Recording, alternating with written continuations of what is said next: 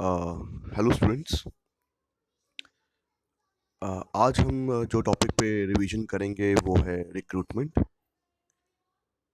Well, it's a simple topic but it is quite important from your examination point of view. That's why we I have taken this topic for revision today. जब हम recruitment की बात करते हैं, basically recruitment एक positive activity होती है। It is a positive activity.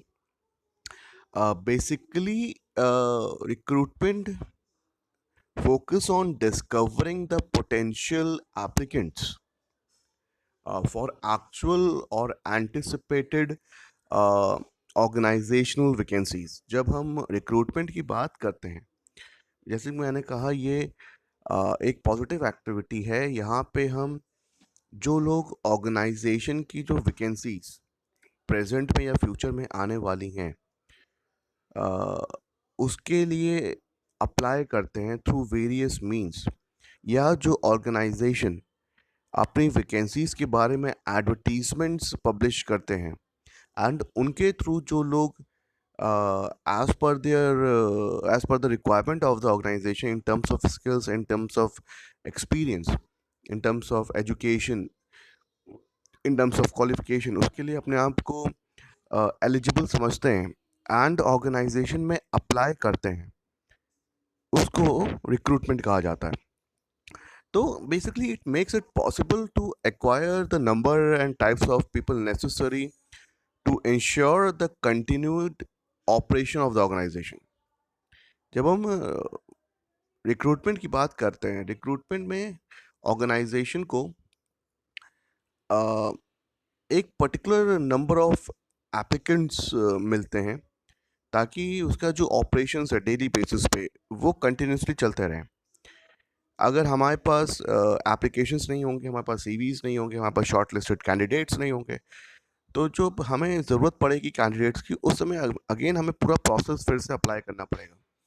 तो बेसिकली हम जब रिक्रूटमेंट की बात कर रहे हैं, हम ये कह रहे हैं कि it is a positive activity in which the applicants applies to the particular position in the organization. So this is your recruitment.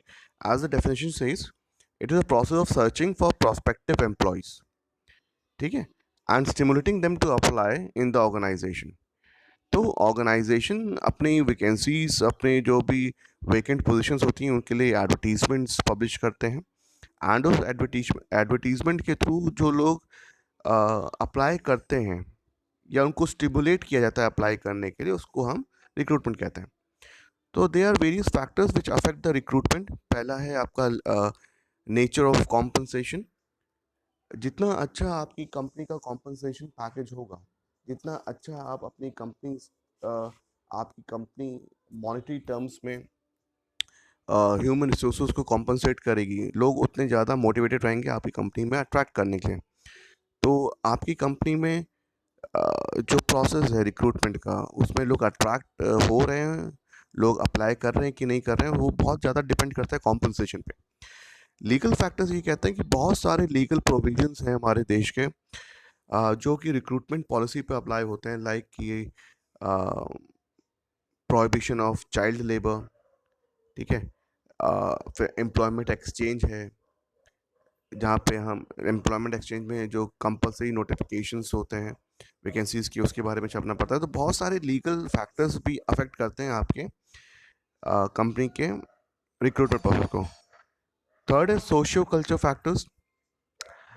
वे जो आपकी कंपनी के सोशल, जो हमारे अपने देश के सोशल एंड कल्चरल फैक्टर्स हैं, वो भी बहुत ज़्यादा अफेक्ट करते हैं। मान लीजिए आप किसी स्टेट में अपना काम कर रहे हैं, अपना ऑर्गेनाइजेशन चला रहे हैं, वहाँ का जो स्टेट का लॉ है वो ये कहता है कि जो उस स्टेट के लोग हैं उनको प्रायोरिटी दी जाए कंपनी में, या फिर किसी पर्टिकुलर कम्युनिटी को आप बिलोंग करते हैं, बीइंग